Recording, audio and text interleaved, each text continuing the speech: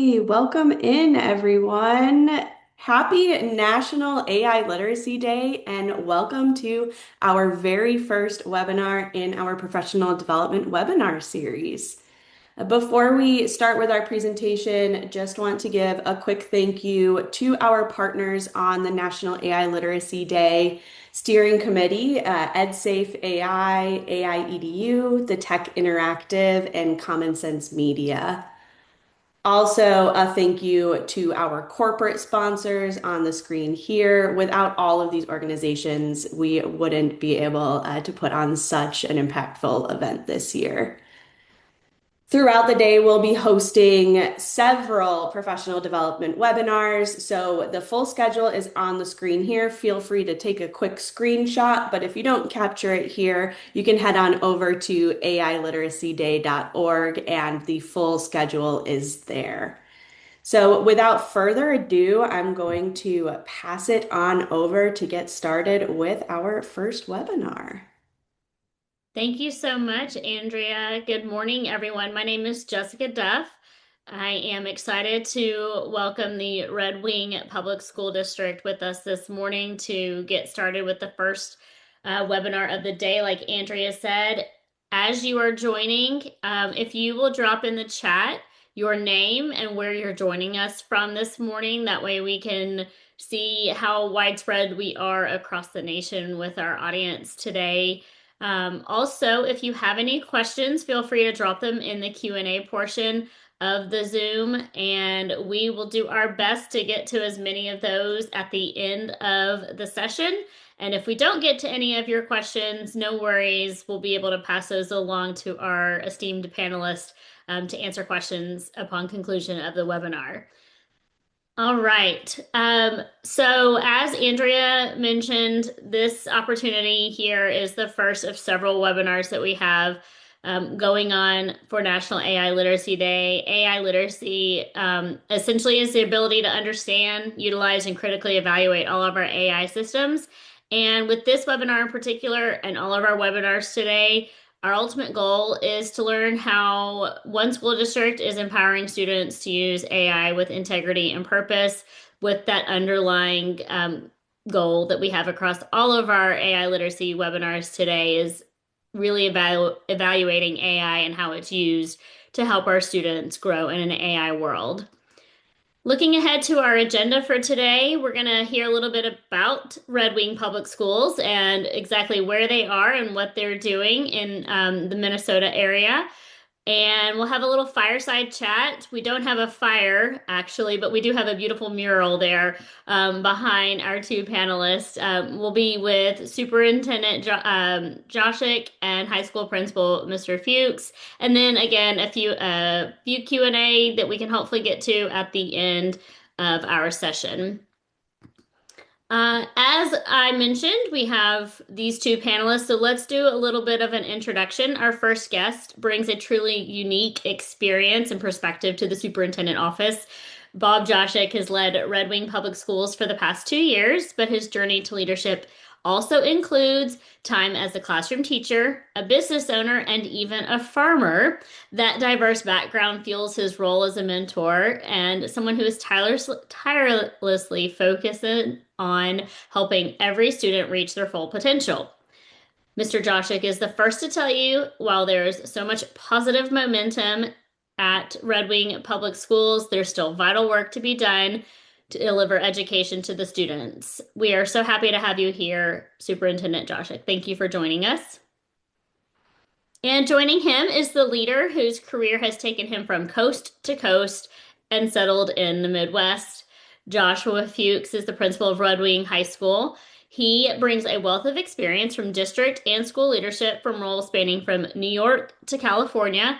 And throughout his journey, one thing has remained constant, his unwavering belief that every single student can learn and deserves an innovative, meaningful educational experience. He's a champion for the portrait of a graduate at Red Wing Public Schools and is a driver of innovation. Thank you so much for joining us. Morning. All right. Well, let's kick it over to our panelists here. And if you guys want to give us just a little bit of background about Red Wing Public School District and kind of how this concept of the Portrait of a Graduate, the Flight Path 2030, came to fruition. All right, so Red Wing Public Schools is in southeast Minnesota. We serve about 2,200 kids in grades K through 12. And when I was hired here about 2 years ago, right about this time, one of the first things that ended up happening was I ended up getting a call from a representative from a graduate from Red Wing, Mr. Dwight Dirks. And in that process, he was very interested in helping the schools here in Red Wing transform them into really a leader within the area, perhaps across the nation, in AI and data science literacy. And as we did that, didn't really know what we didn't know at that time. So then we just started going, and it's been a fruitful journey to this point. I And I love think the the only thing I'd add is background. we did kind of jump off because AI was taken off and we needed to stay on top of it. We're so thankful for Dirks's investment in our community as a Red Wing graduate, and the work is moving fast. I think that is the key with everything related to AI is that it is very fast moving. Well, let's jump into your presentation, starting with a little bit of your vision and the mission that you have, and then what is Flight Path 2030? Let's talk about that. All right, so get our slide to go up there.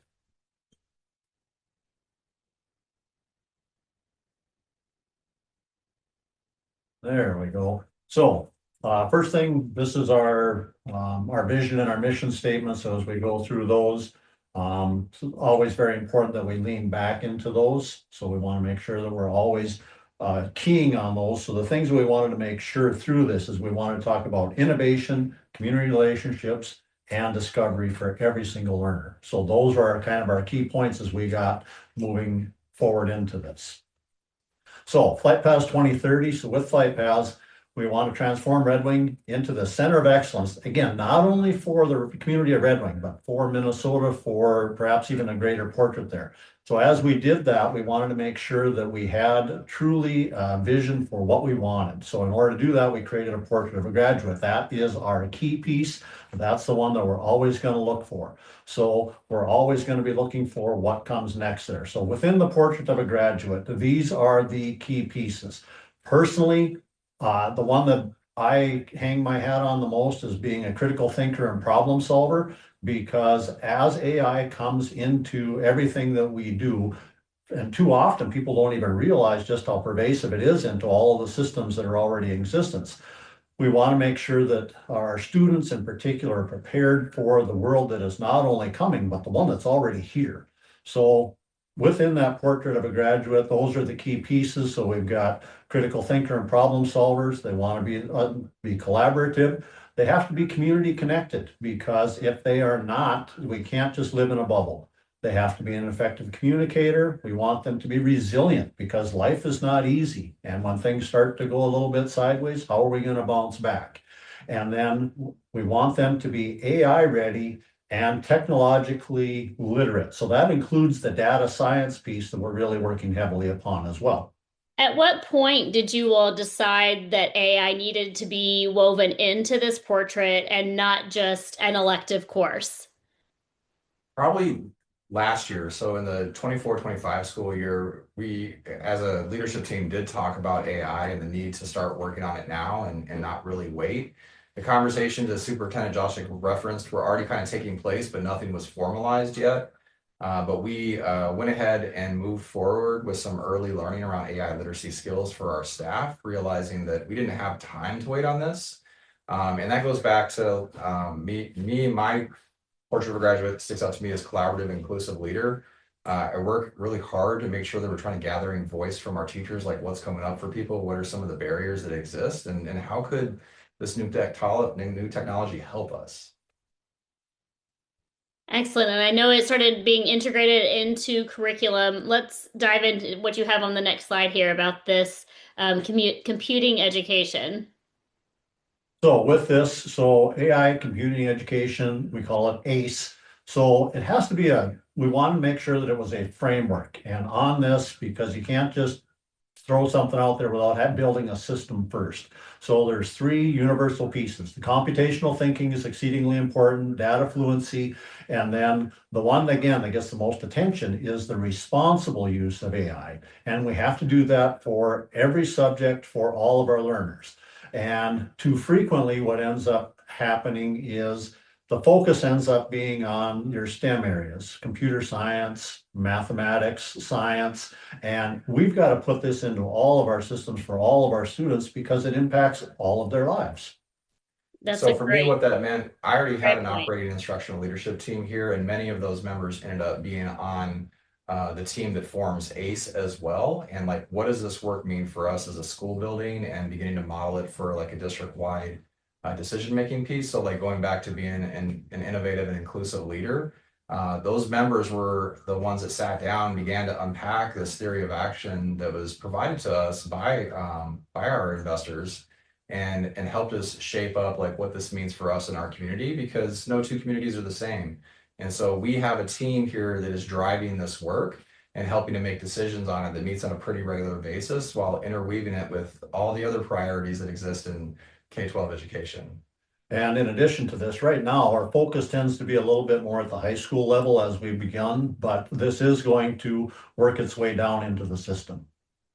Well, let's look back year one. We've got kind of some, I say bullet points, but you have red wings right here, some feathers. Talk us through some of the year one trials, tribulations, and successes.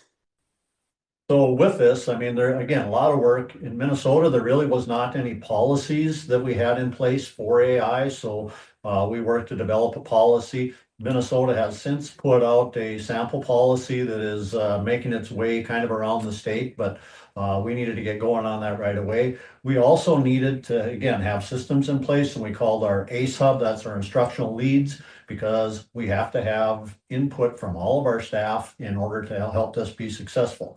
One of the key pieces is being able to have AI tool approval because there's things that we have to be concerned about. We have student safety, we've got privacy issues. We want to make sure that there's consistency that's there. So we had to develop a process for how those could be approved, and those are now approved through the ACE Hub and ultimately become part of our system. We have our foundational support here. So with our professional development, Mr. Fuchs, you want to add anything on that one? Yeah, that's the part where like going back to like we did get started early with Tyler Moberg, and then it was like, how do we interweave the things that we're already doing? And through this $3.2 million investment that we did receive from the Dirks, we're able to further invest and having Tyler back to kick off this year of year one. So we weren't starting from like a new place, but we were building from where we were already at. And so our partners are really good about working with us on that. And then as you highlighted in your opening slides, we were fortunate enough to work with AI EDU very early where we did some key training day one, which presented some of its own challenges around this aspect of what am I doing with part of my staff on the first day back with everybody, and what's the rest of everybody doing based on what we were doing the previous year with AI literacy. But that's the part where, like, how do you build the pieces together, and how do we take the lead from our foundational experts and AI EDU and other partners that can kind of help inform us based on all the knowledge that they have as well. So the other piece that we want, oh, sorry, Jessica. The Well, other I piece was that going we to really segue wanted there, into another question, but you finish up here. go ahead. So the other piece we want to really make sure is we have an independent evaluation because how do we know what we are doing is working? And that's really a key piece. Without the donation that we had here, I don't know that we would have had the resources to be able to do that. So that's really an important piece. And then we've got all these other local and national partnerships that are being developed along the way. One of the super exciting things is we've got 9 students who are being offered the opportunity to go off to a summer program that should be just an incredible opportunity for those kids to be able to go off and have really just a fantastic opportunity there. That definitely is. So, you're focusing on 9 students here, but this is a broader impact you're trying to make here. So what kind of school do your students need? What kind of environment do they need now moving forward with the progress you guys have made year one and then looking to that 2030. Yeah, I think we'll address some of that stuff as we're doing the presentation throughout here. I think the biggest thing that we have all been aware of for quite a while in K-12 education is that we're operating on an antiquated system, and we've been making adjustments through professional learning, designing best practices, implementing them into K-12 schools. And AI is going to make that push even greater because the world's changing faster than sometimes we can keep up as humans. But as we talk about our human centeredness in this work and flexing this tool in the best way, it can help make up some of the gaps in what were slower processes in the past. But I've found in this past year through our teamwork that we can speed up some of those pieces with these tools for implementation and redesign of like what curriculum looks like in the classrooms and how student voice and agency can be really pulled together quicker than in past practices. So now for us, one of the things that we have here with this particular slide, so we have this $3.2 million investment, but it is very defined on the things we want to accomplish. So first off, it's a 5-year process. This is not something that you can just plop in one day and have it all function. So it's a long process. There's 7 graduate competencies that we built into the portrait of a winger. And then there are 9 levers for change as we go through this entire transformation.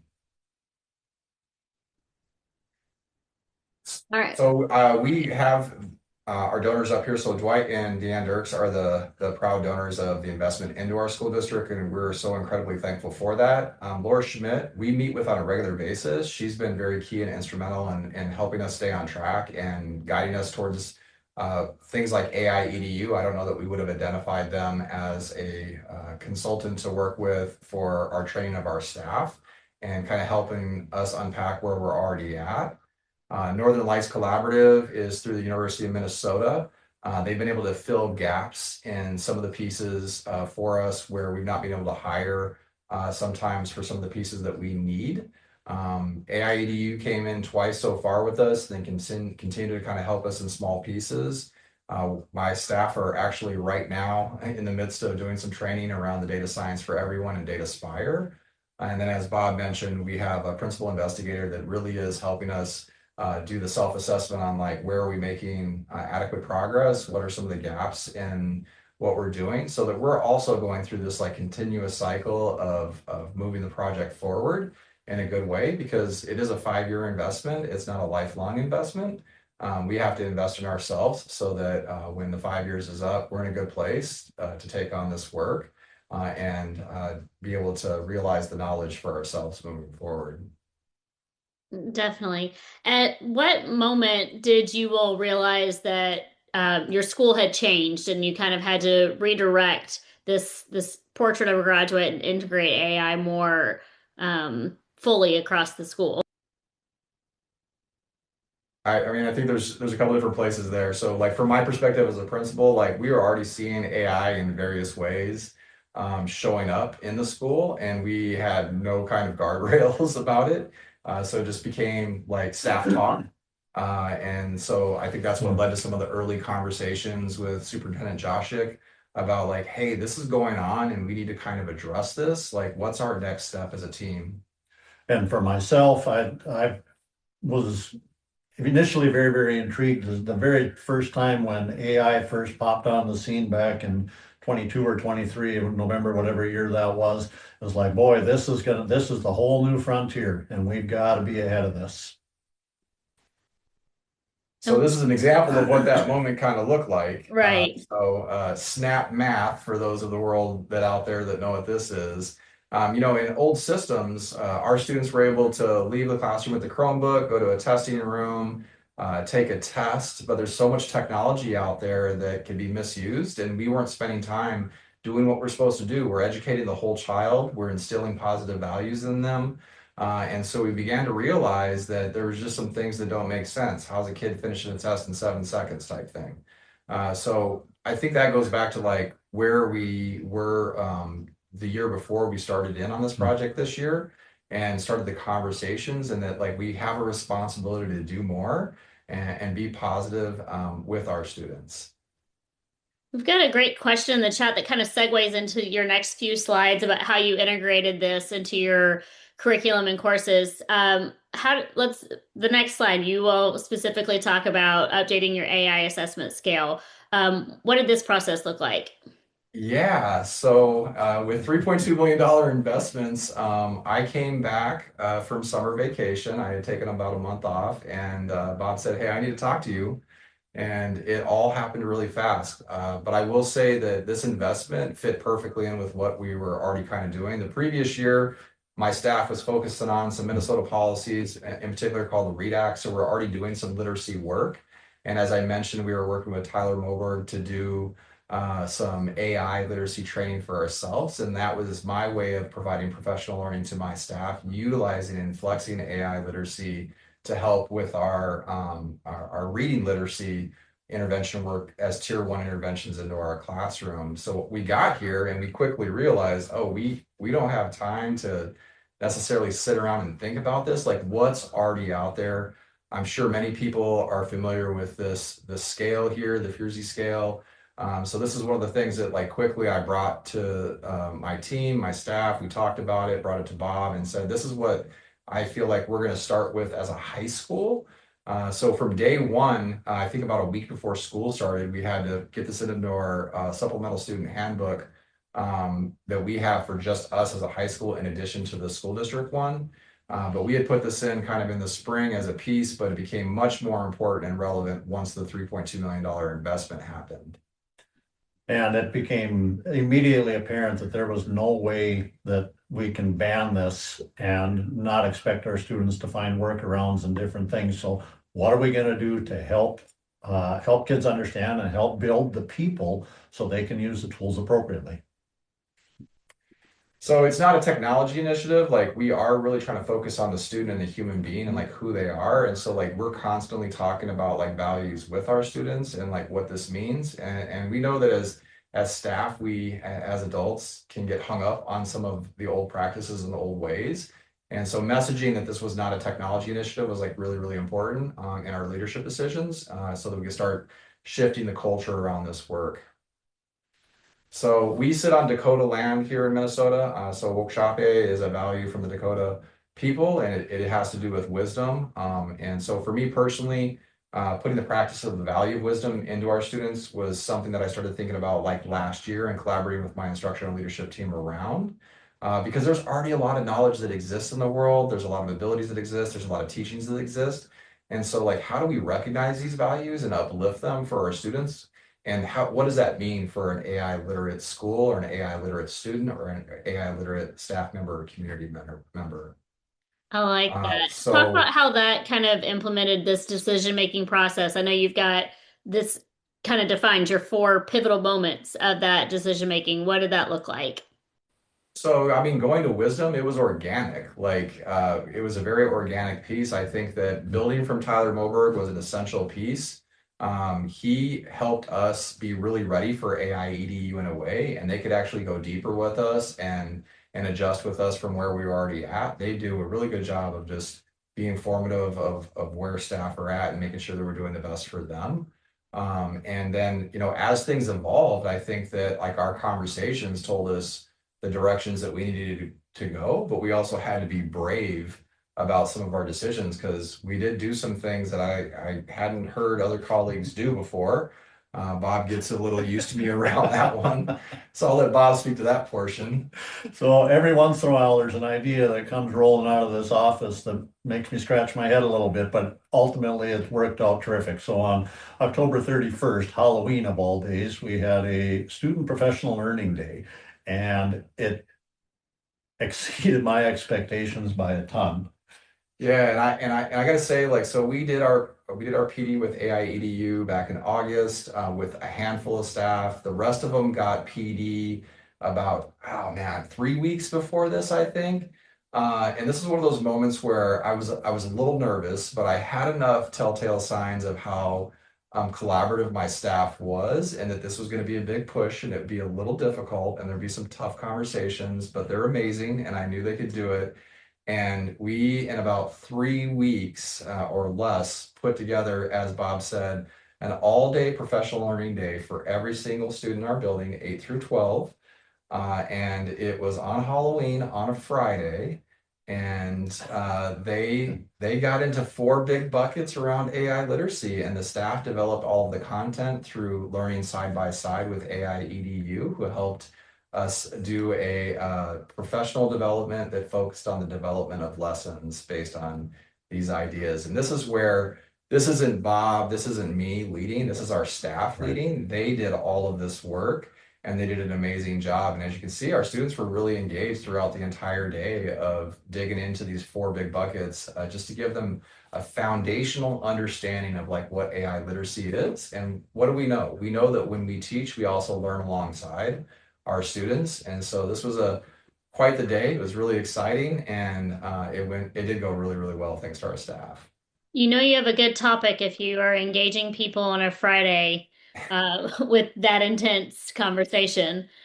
Well, there was definitely Um, some fun moments throughout as Yeah. well. So yeah. Well, and it's a topic that is very intriguing, and you walked through these decision-making moments, but what about the furthering into the design and building that shared instructional language? What did that look like?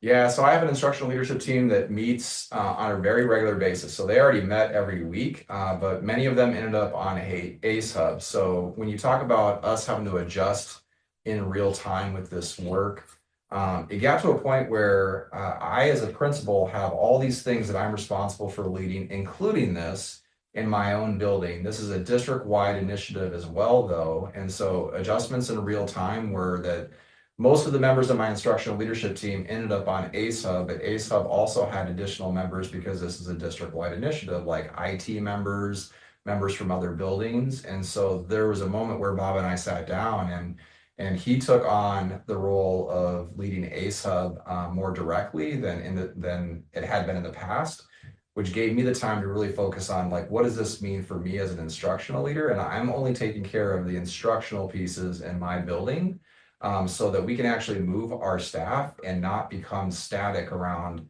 a lot of the year one objectives are so key and critical, but many of them are operational that are outside of like my purview or my leadership. And that's where like Bob stepped in to adjust with me in real time and get the alignment going, thanks to our partners like Laura, our consultant, and other partners. Yeah, so we really had to focus on policy, we had to focus on tools, some of those really big picture pieces.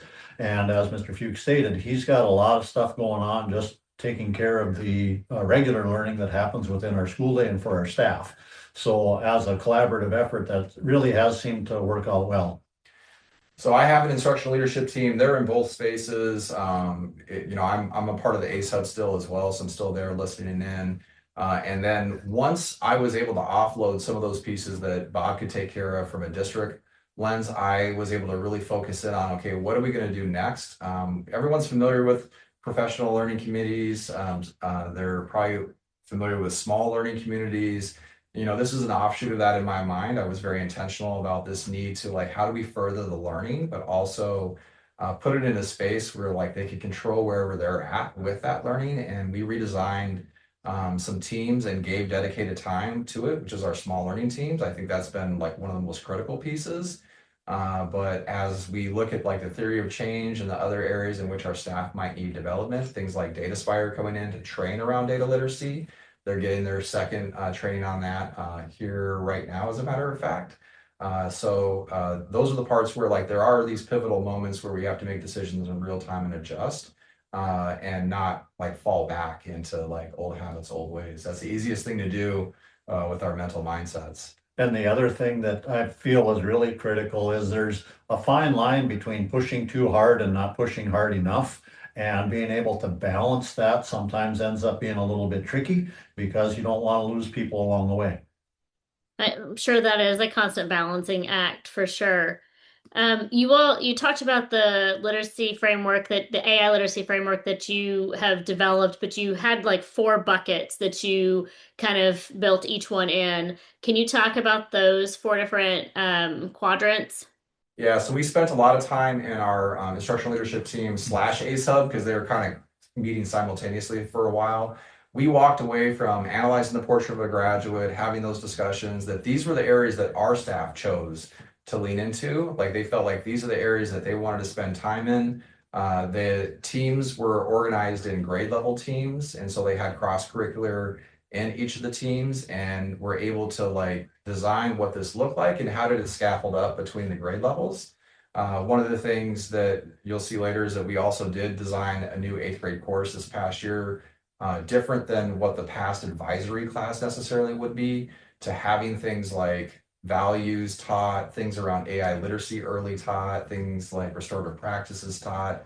That gave us a space of like, what was our vertical alignment going to look like in reference to our portrait of a graduate, so that when we get to Flight Path 2030, our 2030 graduates in particular, our goal is that when they walk across that stage, they are reflective of those competencies in our portrait of a graduate at a proficient rate.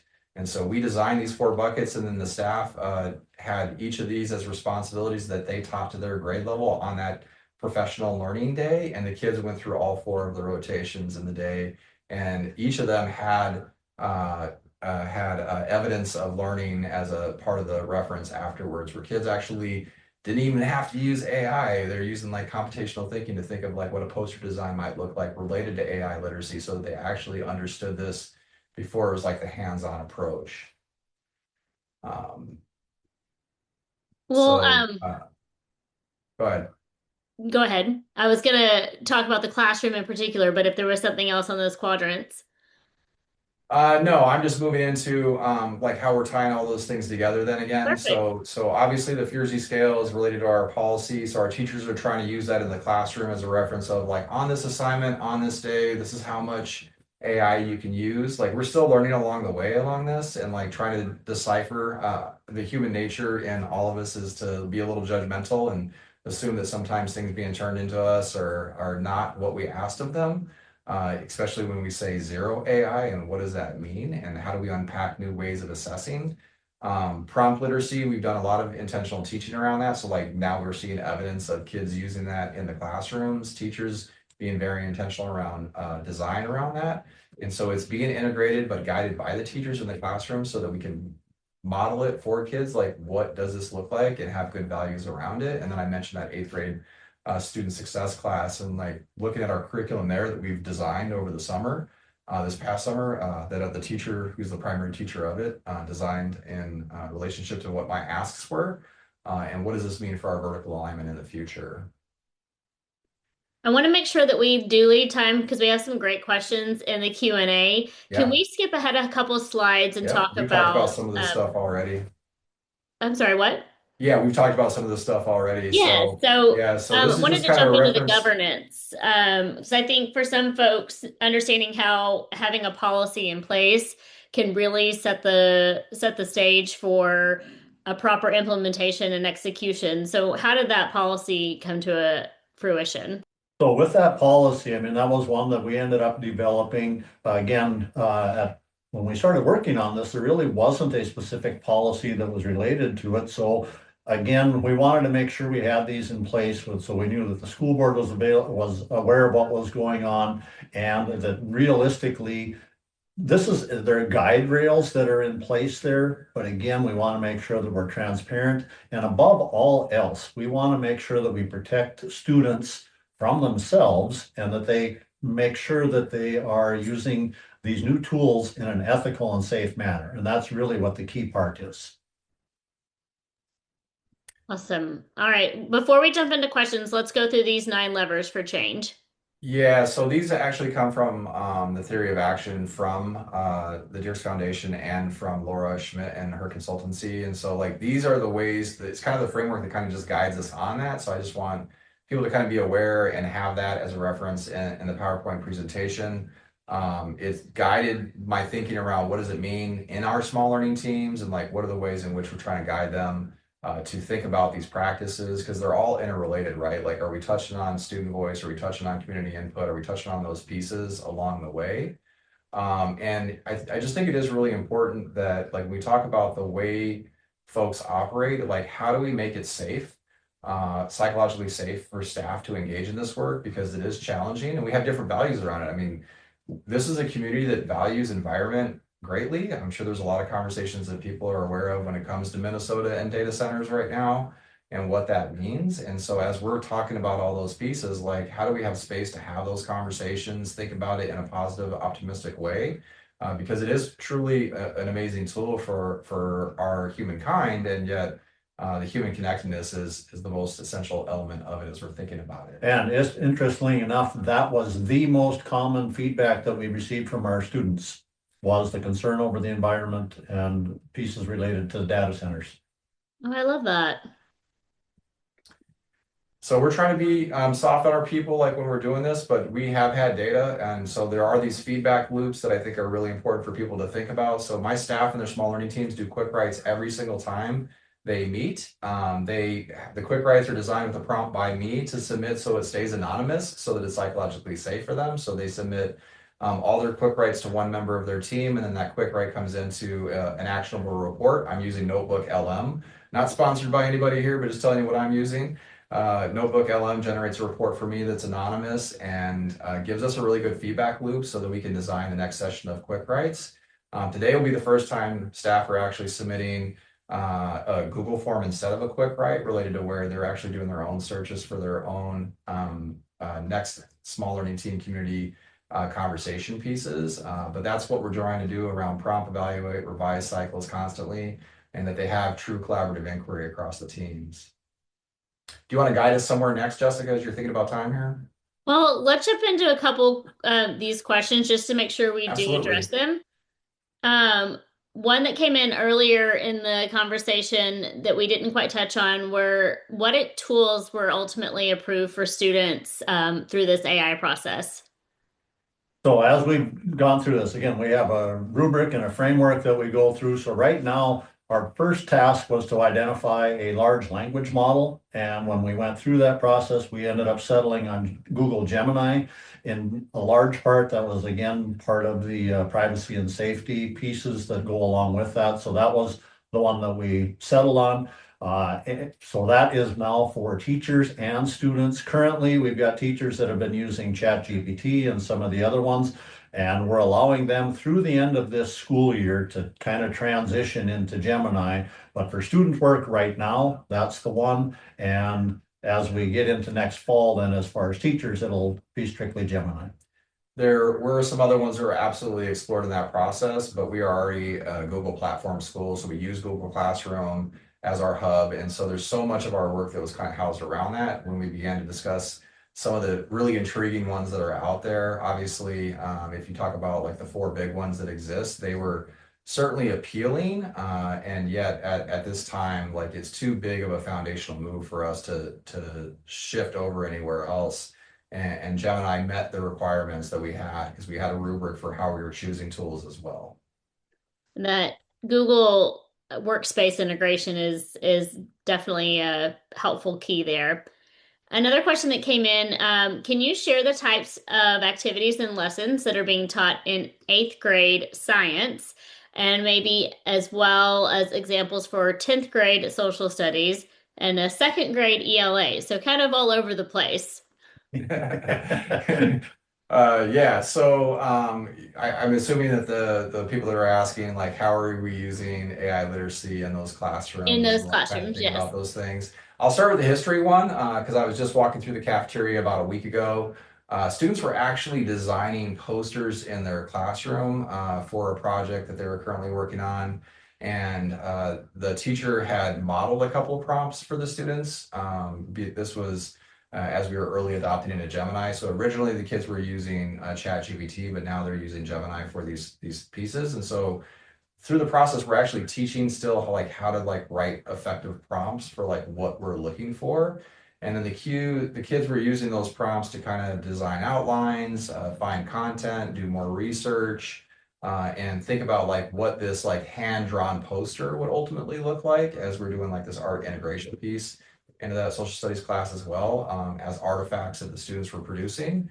In the eighth So, grade, yeah, go yeah, ahead. so like, so the question was for some of the younger students that I mentioned. So right now, we don't have a strong focus with AI, particularly with our elementary age students. We're focusing more on things like data sets and pieces that we can ultimately feed in. So once students have a better understanding of some of the data pieces, that'll be beneficial as they get a little bit older and ultimately end up using these tools more.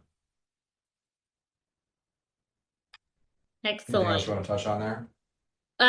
Well, let's get one more question in. And this one came in early. This is talking about the investment and the funders that you all have. It says $3 million is a lot of money, and that's amazing. What did that 3 million actually get spent on? If you are able to explain and do it all over again, what would be the biggest benefit, basically biggest bang for your buck in terms of how you were able to use those investment dollars? So this money gets spread out over the course of the 5-year period. So, Mm. so as we do this, there's different pieces that we have. So certainly, we have consultants that we work with. We have different pieces that along there. We end up with professional development that flows in through this. So there's a wide variety of things that we end up doing. One thing that it is not for hardware. It's not for the functional pieces that we have here. This is truly for the new initiative that we have in place. And I'll say, like, we are so fortunate to have the $3.2 million, but I really want to emphasize that we were also already beginning to do this work. I don't think we could have done it as fast necessarily without our funders Or as thoroughly. or as thoroughly with our funders, but I think that like the pieces that have really been like this is where the money was clearly spent, like this year for me, was AI worth every penny of investment out of that $3.2 million to come in and support us because you need experts to come in and provide some of this learning because it is evolving so quickly every single day.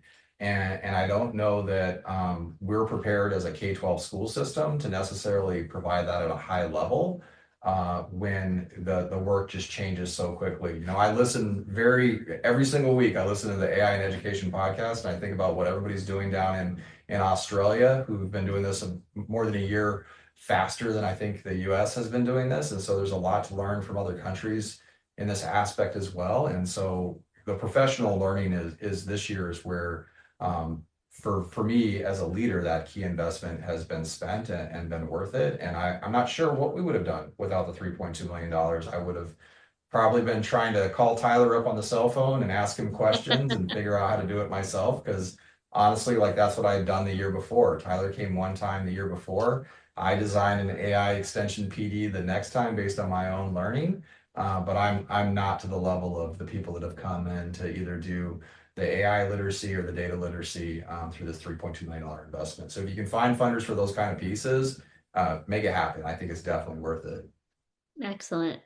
It does help to have it, but you're right, it's not necessary. We have some more questions. I'm going to gather those and send them to you. You will, and maybe get answers back to our panelists that way. We do Absolutely. need to shift gears over to a quick wrap-up poll for everyone who is attending. Before you hop off our webinar today, if you don't mind, we're going to send a poll, pop it up on the screen. This is basically wondering how your mindset of AI literacy, how your knowledge for AI literacy has changed at the conclusion here of this webinar. So if you could take just a quick second on a scale of 1 to 5, answering the question, how did your knowledge of AI improve after listening to this session? That will help us just with our data feedback.